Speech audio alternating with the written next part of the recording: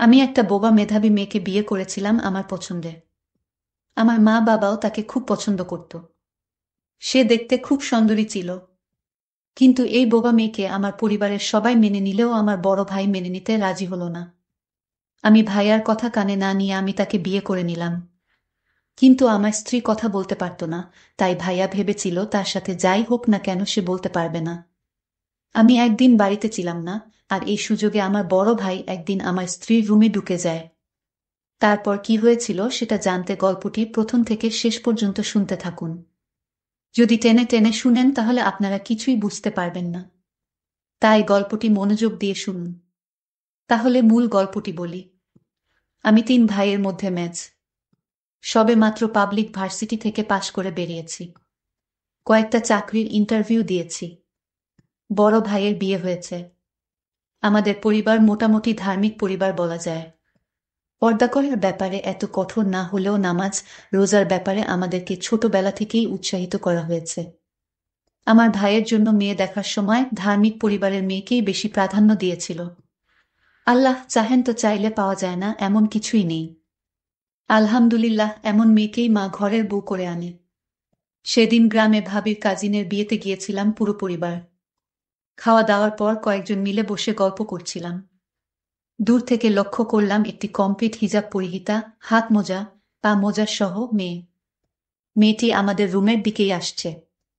প্রথমে মেয়েটির প্রতি কোনো আগ্রহ না থাকলেও পরে খেয়াল করে দেখতে দেখতে ভাবছি এই যুগেও মানুষ এইভাবে হিজাব করে। আমি যে রুমে বসে আছি সেখানেই এক পাশে বসে গেল। অন্য একটি মেয়েকে লিখে কি যেন দেখাচ্ছে। খোঁজ নিয়ে জানতে পারলাম মেয়েটি ভাবির কাজিন হয়। আমার আগ্রহ জানার আরও বেড়ে গেল মেয়েটির প্রতি। নিজের মনেই বললাম মেয়েটি ভাত খাওয়ার সময় দেখব দেখতে কেমন। মেয়েটিকে ফলো করে যাচ্ছি, কিন্তু সে কিছুতেই মুখ খুলছে না। লক্ষ্য করলাম বারবার কি যেন লিখছে। বিয়ের পর জেনেছিলাম সে দাওয়াত বিয়েতে খুব কমই যায়। বাধ্য হয়ে যেতে হলেও খাবার খায় না। আমার জিদ চেপে গেল। আমি মেয়েটিকে দেখবই, যেভাবেই হোক। মাকে বললাম আমি আরো কিছুদিন গ্রামে থাকতে চাই। মাও খুশি হয়ে রাজি হয়ে গেলেন। এখানে উল্লেখ্য ভাবির বাবার বাড়ির লোকজন অত্যন্ত অতিথিপরায়ণ এবং আন্তরিক। নতুন বউয়ের বাপের বাড়ি থেকে প্রতিদিন গেস্ট আসছে, আর আমি কিছুক্ষণ পর পর বিয়ে বাড়ির দিকে যাচ্ছি। যদি একটি বার মেয়েটিকে দেখি। হয়তো এটাই আল্লাহর ইচ্ছা ছিল। সেদিন দুপুর বেলা খাওয়ার পর বিশ্রাম নিচ্ছিলাম সোফায় আধা শোয়া হয়ে। হঠাৎ একটি মেয়ে ঢুকেই এক অদ্ভুত শব্দ করে ডাকতে লাগলো। তখনও পর্যন্ত আমার মাথায় আসেনি সে এইরকম অদ্ভুত করে কেন ডাকতেছে। ভাবি ভেতর থেকে জি বলে আওয়াজ দেওয়াতে বুঝতে পারলাম ভাবিকেই ডাকতেছে। মাত্র আমাকে দেখেই দৌড়ে চলে গেল। জাস্ট কয়েক সেকেন্ডের জন্য মেয়েটিকে দেখেছিলাম। কেন জানি না বারবার মনে হচ্ছে এই মেয়েটি সেই, যাকে আমি 2 দিন ধরে পাগলের মতো খুঁজে বেড়াচ্ছি। পরে ভাবি থেকে জিজ্ঞাসা করাতে জানতে পারি, এটাই সেই পর্দানসীন মেয়ে। উজ্জ্বল শ্যামলা বর্ণের মায়াবতী। এই কয়েক সেকেন্ডেই আমার ভেতর আলোড়ন সৃষ্টি হয়ে গেল। আমার বুঝতে আর বাকি থাকল না, আল্লাহই আমাকে এখানে নিয়ে এসেছেন মেয়েটির সাথে দেখা করাবেন বলে, আমাদের এক করবেন বলে। এর পরের দিনই আমরা ভাবি সহ বাসায় চলে আসলাম। কিছুতেই আসতে মন চাচ্ছে না। মনটা আকুল হয়ে আছে, আরেকটি বার যদি মেয়েটিকে দেখতে পেতাম। ভাবিও যেহেতু ইসলামী মন মানসিকতার, উনার সাথে প্রয়োজনের বাইরে দেখা বা কথা হয় না একই ঘরে থাকার পরও। ভাবির কাছে মেয়েটির ব্যাপারে জিজ্ঞাসা করার সুযোগ খুঁজতেছি। 1 সপ্তাহ পর সুযোগ পেলাম। মা ডাক্তারের কাছে গিয়েছে, স্বাভাবিকভাবেই আমার দুপুরের খাবার ভাবিই দিবে। ভাত খাওয়ার পর মেয়েটির ব্যাপারে জিজ্ঞাসা করলাম, কিন্তু ভাবি যা বলল তা শুনে আমার দুনিয়া উল্টে গেল। মেয়েটি বোবা, বধির। মেয়েটির মা উচ্চশিক্ষিত মহিলা। 5 বছর বয়সেই জানতে পারে মেয়েটি স্পেশাল শিশু। কিন্তু মেয়েটির মা হার মানেনি। সারাদিন মেয়ে নিয়ে লেগে থাকত। মেয়েকে স্বাবলম্বী শিক্ষিত করার জন্য সব প্রকার চেষ্টা করতে লাগল। 8 বছর বয়সেই মেয়েটিকে সমস্ত বর্ণ শিখিয়ে ফেলল। আল্লাহ তাআলা এই সমস্ত শিশুদেরকে অবশ্যই কোনো বিশেষ গুণ দিয়ে পাঠান দুনিয়াতে। কিছুদিন পর মা বুঝতে পারে মেয়েটি ছবি আঁকায় খুব পারদর্শী। মা মেয়েটিকে ছবি আঁকার সমস্ত উপকরণ এনে দিল এবং অন্যান্য সাবজেক্ট, বিশেষ করে ইংলিশের ব্যাপারে খুব বেশি গুরুত্ব দিতে লাগল। মেয়েটির টিচার্সরা খুব সুনাম করত। প্রায় প্রতি ক্লাসেই টপ 3-তে মেয়েটি রেজাল্ট করত একমাত্র মায়ের অপ্রাণ চেষ্টা এবং আল্লাহর ইচ্ছায়। এসএসসিতে গোল্ডেন জিপিএ পেল। ওরা গ্রামে থাকলেও পৌর এলাকার হওয়ায় শহরের মতোই কিন্ডারগার্টেন, আর্ট স্কুল এসবের খুব মান। মা মেয়েটিকে মামাদের সাহায্য নিয়ে একটা আর্ট স্কুল খুলে দিল। এই বোবা মেয়েটি মাত্র 2 জন স্টুডেন্ট নিয়ে স্কুল শুরু করে নিজের বাসায়। এইচএসসি দিতে দিতে মেয়েটির প্রায় 50 জন স্টুডেন্ট। আমি এখনো সবসময় মেয়েটির মা প্রতি কৃতজ্ঞ। ওকে এত যোগ্য বানানোর জন্য, ওর কমতিগুলোকে শক্তিতে রূপান্তর করার জন্য। ইন্টার পরীক্ষায়ও ও ভালো রেজাল্ট করল, অল্পের জন্য জিপিএ 5 পায়নি। মাত্রই ইংলিশে অনার্সে ভর্তি হয়েছে। আমি আর কিছুই ভাবতে পারছি না। আমি একটা বোবা মেয়েকে বিয়ে করব। ভেতর থেকেই কেউ একজন বলে উঠল, দুনিয়াতে কি মেয়ের অভাব নাকি আমার মধ্যে কোনো কমতি আছে যে আমি জেনে শুনে বোবা মেয়ে বিয়ে করব? কিছুতেই হতে পারে না। কিন্তু আমি কিছুতেই নিজের মনকে মানাতে পারছি না। আমি কি দোষ করেছি? স্কুল, কলেজ, ভার্সিটি কোথাও প্রেম হল না। শেষমেশ একটা বোবা মেয়েকেই ভাল লাগল। সেদিন সারা রাত খুব কান্না করলাম। বারবার আল্লাহকে দোষ দিয়ে যাচ্ছিলাম, কেন আমার সাথে এমন করলে? সারাদিন আর কিছুই ভালো লাগে না, রাত হলে ঘুম আসে না। কেমন জানি হয়ে যাচ্ছিলাম। নিজেকে পাগল মনে হতে লাগল। হঠাৎ করেই মনে আসলো, ভার্সিটিতে এক প্র্যাকটিসিং বড় ভাইয়ের সাথে আমার ঘনিষ্ঠতা ছিল। উনার কাছ থেকেই আমি অনেক দিনের তালিম নিয়েছিলাম। ইসলামী জ্ঞানে জ্ঞানী। অ্যাকাউন্টিং নিয়ে পড়ালেখা করে এখন একটা ব্যাংকে জব করে। উনাকে আর্জেন্ট দেখা করার কথা বলাতে সাথে সাথে রাজি হয়ে গেলেন। এমনিতেই অত্যন্ত ভালো মানুষ, তার উপর আমাকে অত্যন্ত স্নেহ করেন, ছোট ভাইয়ের মতো। দিনের জটিল অনেক সমস্যার সমাধানও উনি আমাকে দিয়েছেন। পারিবারিকভাবে ধর্ম পালনের অভ্যাস থাকলেও ধর্মকে ভালোবেসে পালন করতে উনি আমাকে সহায়তা করেছেন, আলহামদুলিল্লাহ। বিকালে বসলাম দুইজনে। কোনো বনিতা না করেই সোজাসুজি সব বললাম।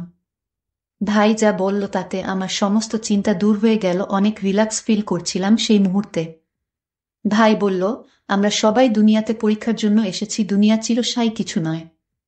মেয়েটির পরিবার ভাগ্যবান এবং তুইও, কারণ তুই বললি দুনিয়াতে এত মেয়ে থাকতে আল্লাহ তোকে মেয়েটির প্রতি ভালোবাসা সৃষ্টি করেছেন। আল্লাহ তাআলা তোকে খুব ভালোবাসেন বলেই হয়তো মেয়েটিকে একটি উছিলা করে তোর কাছে পাঠিয়েছেন, তোর সবরের মাধ্যমে আল্লাহর প্রতি বিশ্বাস আরো দৃঢ় করার জন্য। আর কিয়ামতের দিন আমরা সবাই পুণ্যের পাশাপাশি পাপের বোঝা মাথায় নিয়ে চিন্তিত হব।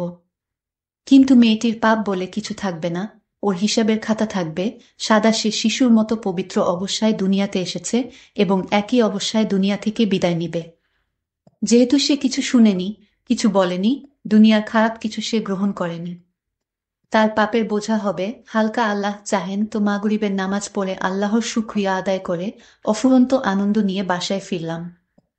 এবার মা এবং পরিবারের অন্য সদস্যদের কিভাবে রাজি করাব সেই চিন্তায় আল্লাহর কাছে সাহায্য চেয়ে।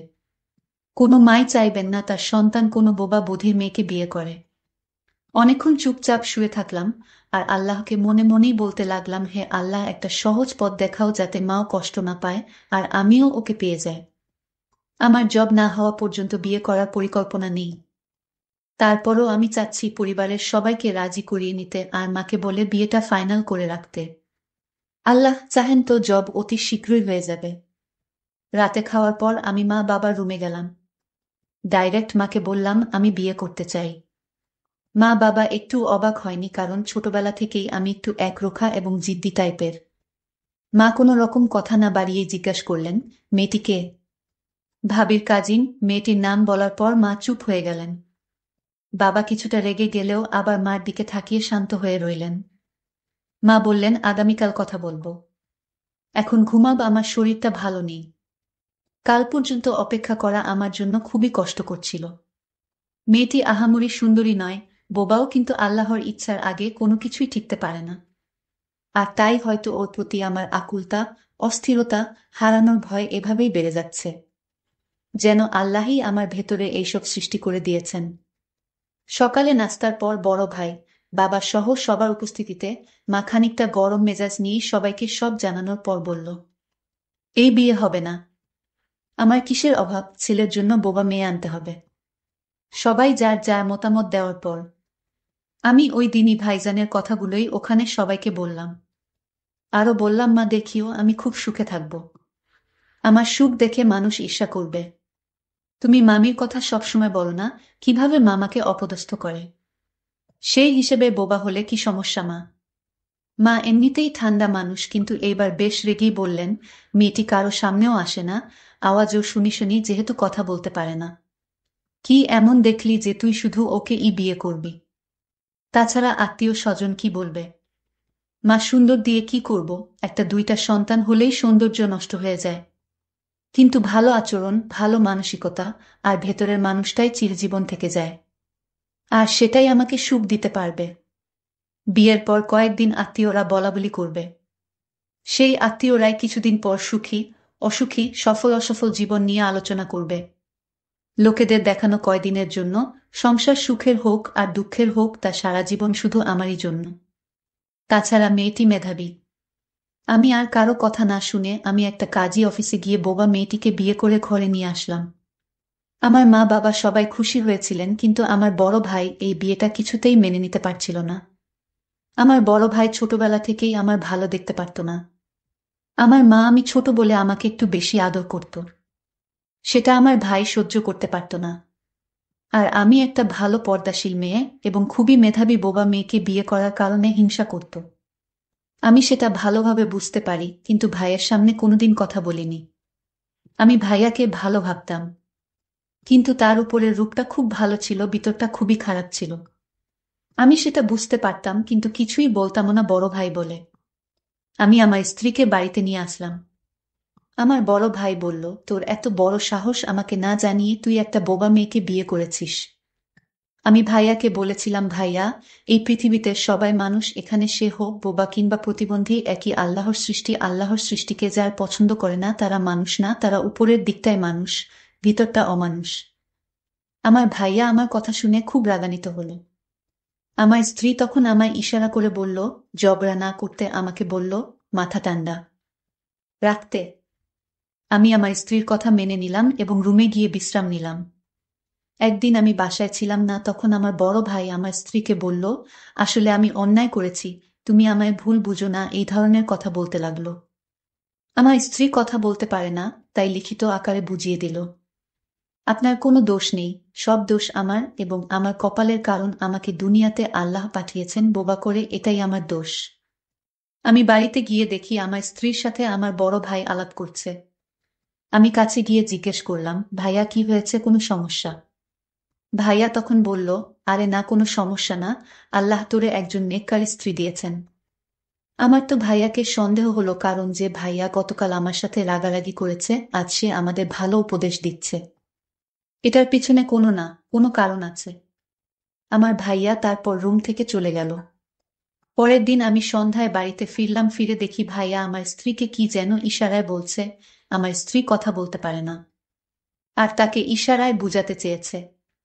আমি বাহির থেকে তাদের এই দৃশ্য দেখতে পেলাম। আমার মনে আরো চিন্তা বেড়ে গেল।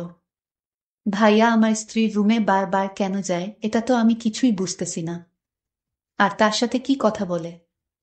আমার স্ত্রীকে আমি লিখিত আকারে জিজ্ঞেস করলাম, আচ্ছা, আমার ভাইয়া কেন তোমার কাছে আসে, কি বলতে চায়, তুমি লিখে বলে দাও। সে তখন আমায় লিখে উত্তর দিল, ভাইয়া তাকে এটা বলতে চেয়েছে, তুমি খুব সুন্দর, তুমি খুব ভদ্র, তোমার মতো মেয়ের কোনো তুলনা হয় না। মানে আমার প্রশংসা করেছে তোমার ভাইয়া। আমি তো তার লেখা দেখে অবাক, যে ভাইয়া গত কয়দিন আগে আমার সাথে খারাপ ব্যবহার করত, আজ সেই ভাইয়া আমাদের সাথে ফেরেশতার মতো আচরণ করছে। আমি তা দেখে আমার মনে কৌতূহলের সৃষ্টি হয়েছে। আমি আমার স্ত্রীকে আজ বললাম যে, তুমি আমার ভাইয়াকে আমার রুমে আসতে দিও না। আমার কেমন জানি মনে হচ্ছে ভাইয়ার এই রহস্য আমার কাছে ভালো মনে হচ্ছে না। যাই হোক, পরের দিন আমার এক বন্ধুর বাবা মারা গেছে। সে আমার ফোন করে বলল আমাকে যেতে। আমি আমার স্ত্রীকে বলে গেলাম, আজ আমার ফিরতে দেরি হবে, বেশি রাত হলে খাওয়া দাওয়া সেরে ঘুমিয়ে পড়ো। সে বলেছিল ঠিক আছে। আমার ভাইয়া তখন আমার স্ত্রীর কাছে এসে বলল, শোনো, আজ তোমার জন্য একটা গিফট নিয়ে এসেছি। আমার স্ত্রী বলল, না, আমার কোনো কিছু লাগবে না, আপনি চলে যান। সে আমায় ইশারায় বলে দিল সে গিফট নিতে পারবে না তার স্বামীর অনুমতি ছাড়া। আমি তখন লিখিত আকারে তাকে বললাম, এই গিফটটা রাখো, আমি কি তোমাদের পর? তুমি আমার ছোট ভাইয়ের স্ত্রী, তুমি তো এই পরিবারের একজন সদস্য। আমার স্ত্রী তখন লিখিত আকারে বড় ভাইকে বললেন, আপনি গিফট নিয়ে আইছেন, কিন্তু আমার স্বামী বাড়িতে যখন থাকবে তখন। আমার তখন খুব রাগ হচ্ছিল, কিন্তু রাগ করলে কি হবে, বরং আমার লস হবে। আর তাই আমি খাবারের সাথে এমন একটা জিনিস মিশিয়েছিলাম। আমি তখনও আমার বন্ধুর বাড়িতে, এখনো লাশ দাফন করা হয়নি। রাত প্রায় 10টা বেজে যাচ্ছে। এর মধ্যে বাড়িতে আমার মা, বাবা, আমার বড় ভাই এবং আমার স্ত্রী রাতের খাবার খেতে বসল। তার আগে আমার স্ত্রী আমাকে ফোন করেছিল, তোমার আসতে কয়টা বাজবে? আমি বলেছিলাম, আমার আসতে অনেক দেরি হবে, তুমি মা বাবাকে নিয়ে রাতের খাবার খেয়ে নাও, খাওয়া দাওয়া সেরে ঘুমিয়ে যাও। কিন্তু আমার স্ত্রী জানতো না খাবারের সাথে কি মিশানো ছিল। আমি আমার স্বামীর অনুমতি নিয়ে খাবার খেয়ে নিলাম, মা বাবা এবং তার বড় ভাইকে নিয়ে। তার বড় ভাই আমার খাবারটা আলাদা রেখে দিল। সেটা আমি বুঝতেই পারছিলাম না। আর আমি খেয়ে নিলাম। ভাত খাওয়ার কিছুক্ষণ পর আমার শরীরটা অনেক দুর্বল লাগছিল। আমি আমার রুমে গিয়ে দরজা না লক করেই ঘুমিয়ে গেলাম। তারপর আমার বড় ভাই আমার রুমে প্রবেশ করল। তারপর আমার গলায় থাকা স্বর্ণের হারটা খুলে নিল। আমার স্ত্রীর কানে পড়ে থাকা অনেক দামি স্বর্ণগুলো আমার ভাই চুরি করে নিল। আমি বাড়িতে আসলাম, এসেই দেখি রাত প্রায় 1টা বাজে। এসে দেখি আমার স্ত্রী ঘুমিয়ে আছে। আমি তাকে ধীরে ধীরে ডাক দিলাম। আমার স্ত্রীর নামটাই বলা হয়নি আপনাদের। আমার স্ত্রীর নাম ছিল সাইমা। যাই হোক, আমি আমার স্ত্রীর কাছে গিয়ে তাকে ডাক দিলাম, সাইমা উঠো, আমি আসছি। আমি আবার ডাক দিলাম, এই সাইমা, তুমি শুনছো না? আমি তোমায় ডাকছি, এই উঠো। সাইমার কোনো সাড়া শব্দ পেলাম না। আমি তার কপালে হাত দিয়ে দেখি ঠান্ডা হয়ে আছে। আমি তাকে জোরে ডাক দিলাম, তার হাতটা ধরতেই হাতটা একদম সোজা হয়ে গেল। আমি চিৎকার করে বললাম, সাইমা, কি হয়েছে তোমার? আমি বুঝতে পারলাম সাইমা আর দুনিয়াতে নেই।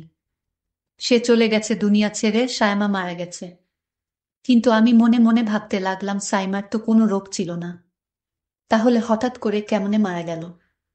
আমি সাইমার গলার দিকে তাকিয়ে দেখি তার গলায় যে হারটা পরা ছিল, সেই হারটা নেই।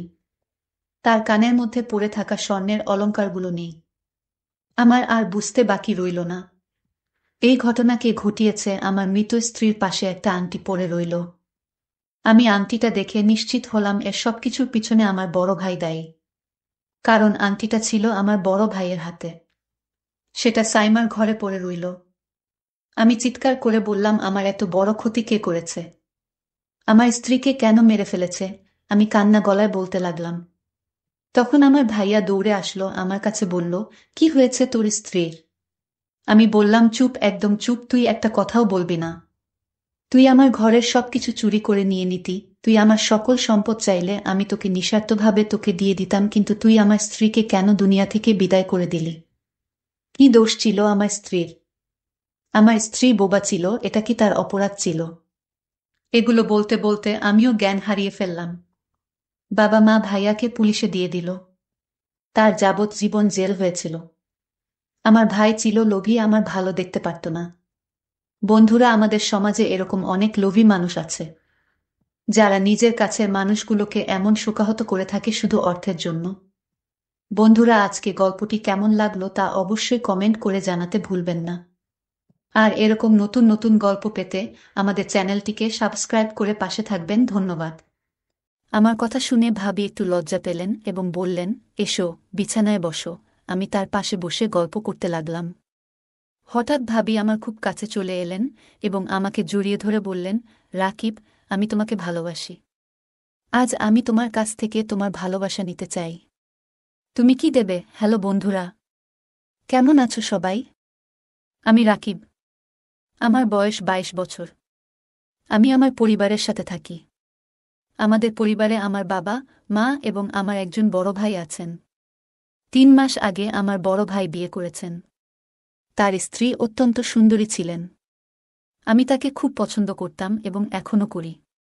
তিনি আমার চেয়ে কয়েক বছর বড় হবেন। তার দিকে তাকালে আমার মন শুধু তাকিয়ে থাকতে চায়। আমার ভাবি খুব ভালো মনের মানুষ ছিলেন। তিনি আমার প্রতি অনেক যত্নশীল ছিলেন। আমি তার সাথে অনেক গল্প করতাম এবং অনেক সময় কাটাতাম। মাঝে মাঝে আমি ভাবতাম, যদি ভাবি আমার ভাইকে বিয়ে না করতেন তবে আমি তাকে বিয়ে করতাম, কারণ আমি তার সৌন্দর্যে মুগ্ধ হয়ে পড়েছিলাম। আমার ভাবিকে দেখতে খুব সুন্দর লাগত, তাই আমি প্রায়ই তাকে লুকিয়ে লুকিয়ে দেখতাম। সবকিছু ঠিকই ছিল, কিন্তু হঠাৎ করে আমার ভাইয়ের মধ্যে একটি খারাপ অভ্যাস গড়ে ওঠে। তিনি নেশা করতে শুরু করেন এবং দিন দিন নেশায় আসক্ত হয়ে পড়েন। তিনি ভাবিকে খুব কমই সময় দিতেন এবং বেশিরভাগ সময় নেশা করে বাসায় ফিরতেন। একদিন রাতে আমি দেখলাম ভাবি হঠাৎ জোরে জোরে কান্না করছেন। বুঝতে পারলাম ভাইয়া ভাবিকে মারধর করছে। আমার বাবা মা তৎক্ষণাৎ ভাইয়ার রুমে চলে যান এবং তাকে মারধর করতে নিষেধ করেন। বাবা মা ভাইয়ার ওপর খুব রাগ করলেন। এই রাগ দেখে ভাইয়া বাসা থেকে চলে যায়। সেদিনে তিনি আর বাসায় ফিরে আসেননি। বাবা মা ভাবিকে শান্ত হতে বলে ঘুমাতে চলে যান। আমি ভাবির পাশে বসে তাকে সান্ত্বনা দিতে থাকি। আমিও খুব কষ্ট পাচ্ছিলাম, কারণ আমি ভাবিকে খুব পছন্দ করি। ভাবিকে জিজ্ঞাসা করলাম, ভাইয়া কতদিন ধরে এভাবে নেশা করে তোমাকে মারধর করছে? এতদিন তো আমরা তোমার কান্নার শব্দ শুনিনি। ভাবি বললেন, এই তো কিছুদিন হলো সে আমাকে এভাবে মারধর করছে। আমি সহ্য করে যাচ্ছিলাম, কিন্তু আজ সে আমাকে অনেক বেশি মেরেছে। এতদিন শুধু নেশা করে আসত, কিছু বলতো না, কিন্তু এখন সে আমাকে মারধরও করছে। আমি ভাবির হাত ধরে বললাম, ভাবি কাঁদো না, আমারও খুব কষ্ট হচ্ছে, সব ঠিক হয়ে যাবে। আমার হাত ধরা এবং কথা বলা দেখে মনে হলো ভাবি কিছু ভাবছেন। ভাবি আমার কথা শুনে বললেন, তুমি আমাকে এত ভালোবাসো যে আমার কষ্ট তোমারও কষ্ট হচ্ছে। বন্ধুরা, আমার গল্পগুলো তোমরা শুনো, কিন্তু সাবস্ক্রাইব করো না। দয়া করে গল্পগুলো ভালো লাগলে চ্যানেলটি সাবস্ক্রাইব করো। আমি বললাম, হ্যাঁ ভাবি, আমি তোমাকে অনেক ভালোবাসি, তাই তোমার কষ্ট দেখে আমারও কষ্ট হচ্ছে। আমার কথায় ভাবি একটু লজ্জা পেয়ে চুপ হয়ে গেলেন। তারপর বললেন, তুমি এখন নিজের রুমে চলে যাও, অনেক রাত হয়ে গেছে, এখন ঘুমাও। আমি বললাম, ঠিক আছে, আমি যাচ্ছি, তুমি ভালো করে ঘুমিয়ে নাও, আর কাঁদবে না। ভাবি বললেন, হ্যাঁ, আর কাঁদব না। আমার মন চাইছিল না সেখান থেকে চলে যেতে, কিন্তু মনে মনে ভাবলাম, আজ এতটুকুই বলেছি, এখন আর কিছু বলা ঠিক হবে না। দেখি ভাবির মনে কি আছে। তারপর আমি আমার রুমে চলে গেলাম। পরের দিন দেখলাম ভাবি আমার সাথে অনেক কথা বলছেন এবং আগের চেয়ে বেশি খোঁজ খবর নিচ্ছেন। এতে আমি আরও বেশি তার সঙ্গে ঘনিষ্ঠ হতে লাগলাম। সেদিন বিকেলে ভাবি ভাইয়ের কথা ভেবে কাঁদছিলেন। আমি তার পাশে গিয়ে বললাম, ভাবি চলেন বাইরে কোথাও ঘুরতে যাই, তোমার মন ভালো হয়ে যাবে এবং বাইরে একটু ঘোরাও হবে। আমার কথা শুনে ভাবি রাজি হয়ে গেলেন। আমরা বাইরে ঘুরতে গেলাম। পথে আমি ভাবিকে জিজ্ঞাসা করলাম, ভাইয়া কি তোমাকে আগের মতো আর ভালোবাসেন না? ভাবি বললেন, না, সে আর আগের মতো ভালোবাসেন না। আমার কপালটাই খারাপ, তাই আমার জীবনে এসব হচ্ছে। আমি বললাম, তাহলে অনেক দিন থেকেই তোমার সাথে ভাইয়া আর আগের মতো আচরণ করছেন না, তাই তো? ভাবি আমার কথা শুনে একটু লজ্জা পেয়ে চুপ করে রইলেন। আমি বললাম, ভাবি লজ্জা কিসের? আমার সাথে শেয়ার করো, আমি কিছু মনে করব না, আমি তোমাকে ভালোবাসি। এই বলে ভাবির হাতটা ধরে বললাম, ভাইয়াকে ছেড়ে চলে গেলে তো আমি আর তোমাকে দেখতে পাব না, তাই ভাইয়াকে ছেড়ে যেও না, কারণ আমি তোমাকে অনেক ভালোবাসি। আমার কথা শুনে ভাবি খুব অবাক হয়ে গেলেন এবং বললেন, তুমি কি বলছো এসব? বাড়ির সবাই কি ভাববে বলো তো? আমি বললাম, আমাকে কি তোমার ভালো লাগে না? তিনি চুপ করে গেলেন, তারপর বললেন, হ্যাঁ, হয়তো ভালো লাগে, কিন্তু তাই বলে এসব কথা বলবে? আমি তাকে বললাম, আমি তোমাকে বিয়ে করতে চাই। তুমি কি আমাকে বিয়ে করবে ভাইকে ছেড়ে দিয়ে? কারণ আমার ভাই আর ভালো হবে না এবং সে নেশাও ছাড়বে না। আমার কথা শুনে তিনি কিছুক্ষণ চুপ করে থাকলেন, তারপর হঠাৎ আমাকে জড়িয়ে ধরে বললেন, রাকিব, সত্যিই তুমি আমাকে বিয়ে করবে? আমি বললাম, হ্যাঁ, আমি তোমাকে বিয়ে করব, তবে এখনই নয়, কিছুদিন পর। তুমি কিছুদিন কষ্ট সহ্য করো। আমার কথা শুনে ভাবি খুব খুশি হলেন এবং আমার মনে হল তিনি হয়তো মনে মনে এটাই চাচ্ছিলেন। তিনি রাজি হয়ে গেলেন। আমরা বাড়ি ফিরলাম এবং আমি ভাবির সাথে আরও ঘনিষ্ঠ হয়ে গেলাম। সেদিন রাতে আমি তাকে বললাম, আমি রাতে তোমার সাথে গল্প করতে আসব। আমার কথা শুনে ভাবি খুব খুশি হলেন এবং বললেন, হ্যাঁ, আমি তোমার জন্য অপেক্ষা করব। সেদিন রাতে ভাইয়া বাড়িতে আসেননি, তাই এই সুযোগে আমি ভাবির রুমে চলে গেলাম। রুমে ঢুকে যা দেখলাম তাতে আমি অবাক হয়ে গেলাম। ভাবি লাল রঙের একটি নাইটি পরেছিলেন। আমি তাকে দেখে বললাম, ভাবি, আজ তোমাকে খুব সুন্দর লাগছে। আমার কথা শুনে ভাবি একটু লজ্জা পেলেন এবং বললেন, এসো, বিছানায় বসো। আমি তার পাশে বসে গল্প করতে লাগলাম। হঠাৎ ভাবি আমার খুব কাছে চলে এলেন এবং আমাকে জড়িয়ে ধরে বললেন, রাকিব, আমি তোমাকে ভালোবাসি। আজ আমি তোমার কাছ থেকে তোমার ভালোবাসা নিতে চাই। তুমি কি দেবে? আমি মনে মনে ভাবতে লাগলাম, আমি তো এতদিন ধরে এই মুহূর্তের অপেক্ষায় ছিলাম। কবে তোমার কাছে আসতে পারবো আর কবে তোমায় আমার ভালোবাসা দিতে পারবো, সেই স্বপ্নই দেখতাম সবসময়। আমি ভাবিকে বললাম, তাহলে সত্যিই তুমি আমার ভালোবাসা নেবে? ভাবি বললেন, হ্যাঁ, আমি তোমার ভালোবাসা নেব। তোমার ভাইয়ের কাছ থেকে তো এখন আর কিছু পাওয়ার নেই, তাই আমি এখন তোমার কাছ থেকে ভালোবাসা নেব। আমি আর দেরি না করে তাকে আমার ভালোবাসা দিতে শুরু করলাম। তিনি খুব খুশি হলেন, কারণ অনেকদিন ধরে তিনি এ ভালোবাসা পাননি। এতদিনের অপেক্ষা সেদিন পূর্ণ হল। সেদিন রাতে আমরা ঘুমাইনি, সারা রাত আমরা একে অপরের ঘনিষ্ঠ সময় কাটিয়েছি। সেই মুহূর্তের কথা ভাষায় প্রকাশ করা কঠিন। আমরা সারা রাত গল্প করেছি আর একে অপরের সঙ্গে ঘনিষ্ঠ মুহূর্ত কাটিয়েছি। এরপর থেকে ভাবি আমার আরও কাছাকাছি থাকতে শুরু করলেন আর আমি তাকে আরও বেশি সময় দিতে শুরু করলাম। আমরা প্রায় ঘনিষ্ঠ হতাম, যা আমাদের দুজনকেই খুব খুশি রেখেছিল। এখন ভাবি আর ভাইয়ার জন্য মন খারাপ করেন না। কিছুদিন পর আমরা গোপনে বিয়ে করে ফেললাম। এর কিছুদিন পর আমি আমার পরিবারকে জানালাম যে আমরা বিয়ে করেছি। আমার বাবা খুব ভালো মানুষ এবং ভাবিকে নিয়ে অনেক চিন্তা করতেন, তাই তিনি রাজি হয়ে গেলেন। পরিবারের সবাই আমাদের বিয়েটা মেনে নিল। আমার ভাই তার স্ত্রীকে আমি বিয়ে করায় লজ্জায় বাড়ি ছেড়ে চলে গেলেন। এখন আমরা খুব আনন্দে সংসার করছি। আমরা একে অপরকে খুব ভালোবাসি এবং সেও আমাকে এখন অনেক ভালোবাসেন। গল্পটা কেমন লাগলো জানাতে ভুলবে না। তোমাদের সাথেও কি এমন কোনো ঘটনা ঘটেছে? যদি ঘটে থাকে, কমেন্ট জানাতে ভুলবে না।